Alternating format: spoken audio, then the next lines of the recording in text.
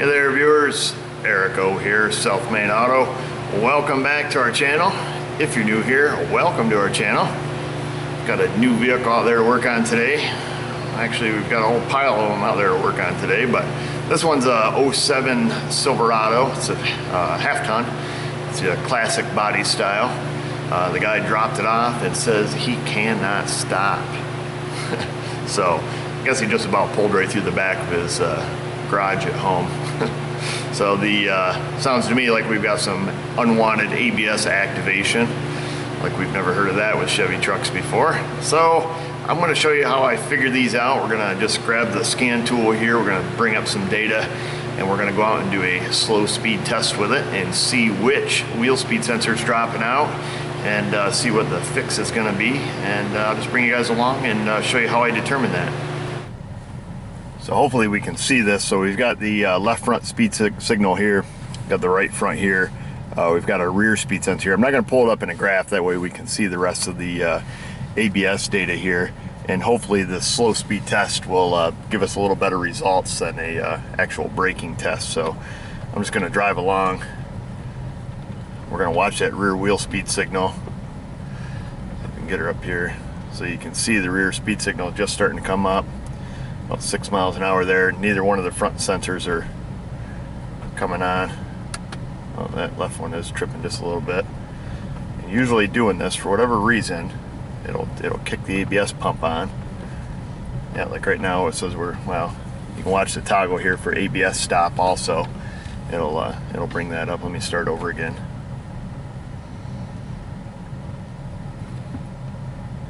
It's weird how it kicks the pump on with no brake switch input. It's what I've always found weird with these Chevys, but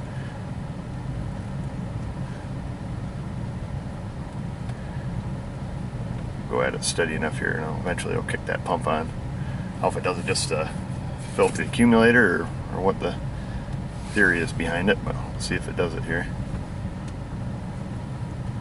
What we can see, the obvious problem is both front speed sensors are not functioning as intended.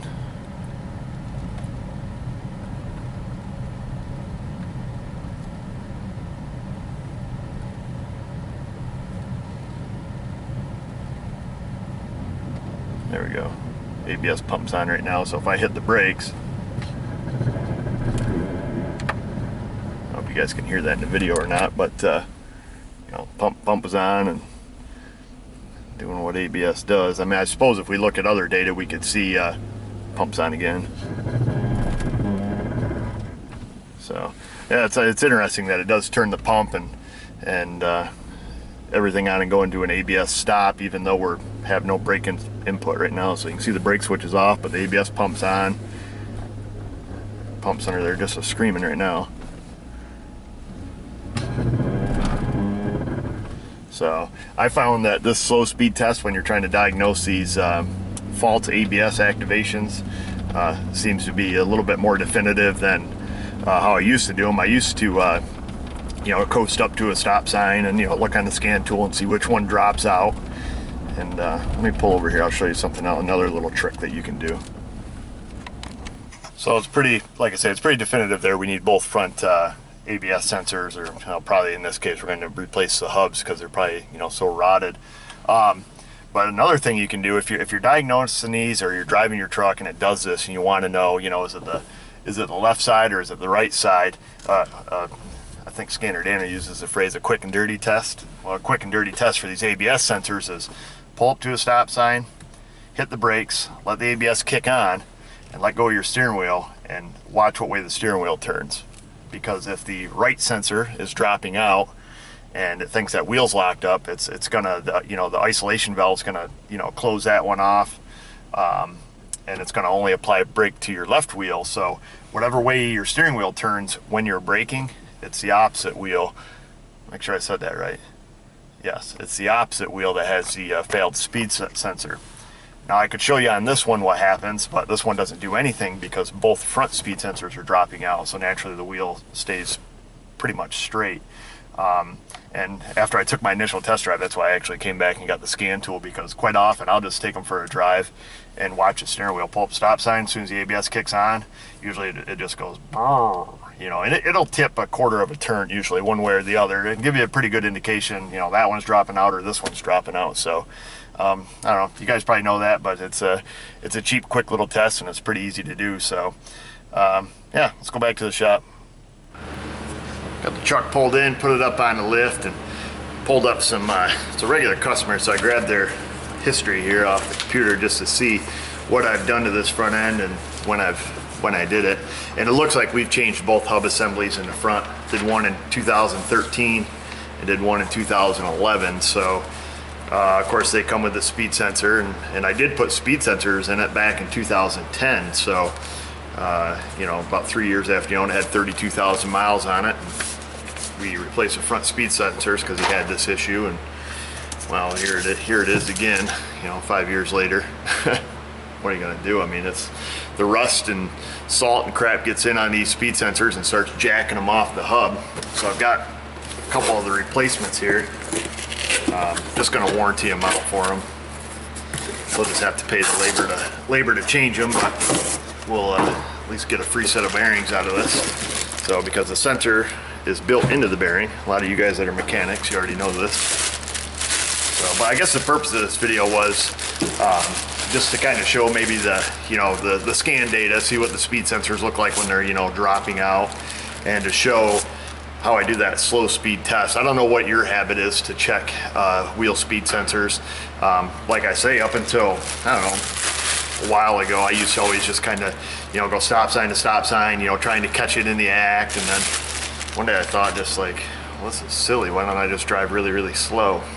I don't know why I didn't think of it before, but, and then for whatever reason, you know, with the pump kicks on while I'm driving slow. I don't know why, but the majority of Chevy trucks that I drive, I notice they do that, even though I don't have any brake signal input. I don't know. It doesn't really matter because all I'm looking for is, you know, which speed sensor is dropping out, and we're gonna fix that one. So, but it is kind of interesting. Of course, you know, I'm sure if we looked at the other data on the scan tool, we could see what else it's doing, you know, what it's isolating, what it's allowing, you know, fluid to go to, and all that business. But anyhow, here is our problem area. So we've got our speed sensor that goes right inside the hub.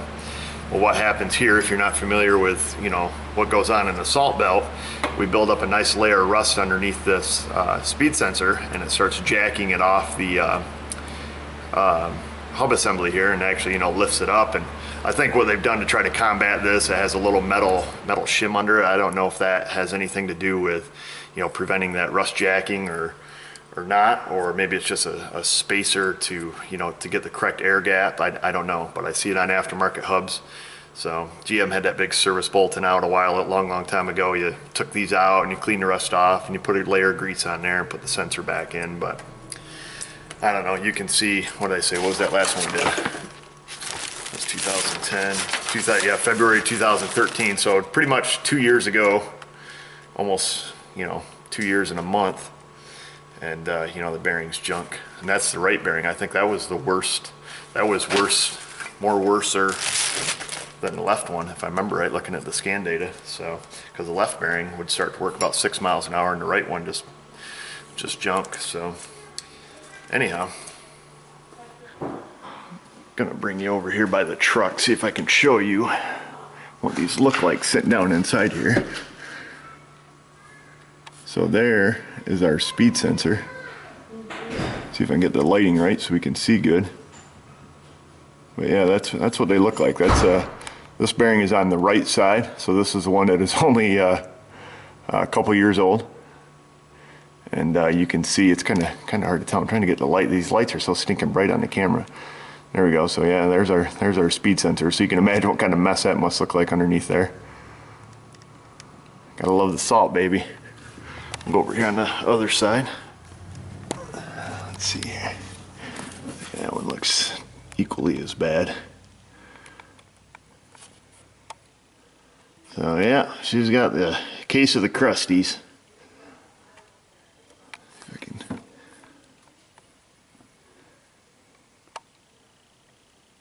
Yeah, so there ain't no sense in trying to pull them speed sensors out and mess with that. Guess it's time to wrap this video up. I'm not going to show the installation of these hub assemblies here because frankly you guys have probably seen dozens of those. Yeah, definitely wanted to take time to show how I did that, how I found which one's going bad, and in this case happened to be both of them. So hopefully you can use that trick that I showed, that quick and dirty test of watching the steering wheel tip one way or the next. So because that's pretty handy, just on an initial test drive, and it's usually pretty accurate. So if you check it out and you gotta check it out and then compare it against your scan data, it's pretty cool. It works pretty well. And like I say, when you hit the brakes, the steering wheel will tip an eighth to a quarter of a turn in one direction, and if it's acting up consistently, you'll find that the steering wheel goes pretty consistent. And when I was testing this one, like I say, just initially it was steering wheel staying pretty straight. I'm like, well, it's one of two things: either your rear sensor is bad, which I've never seen, or both front ones are dropping out equally, which was the case here. So I guess that's it. I'm gonna start getting these on.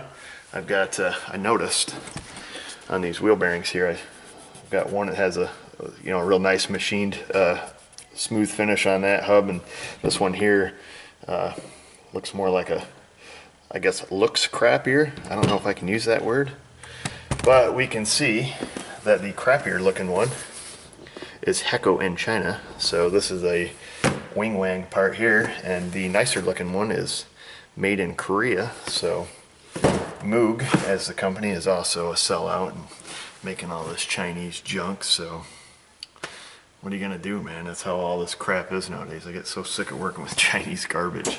But I'll show you one thing here. I gotta find it. I've got it here in my toolbox. Oh, right here in this little package. I had a guy stop by. He's a machinist. I probably shouldn't be showing this. It's top secret stuff.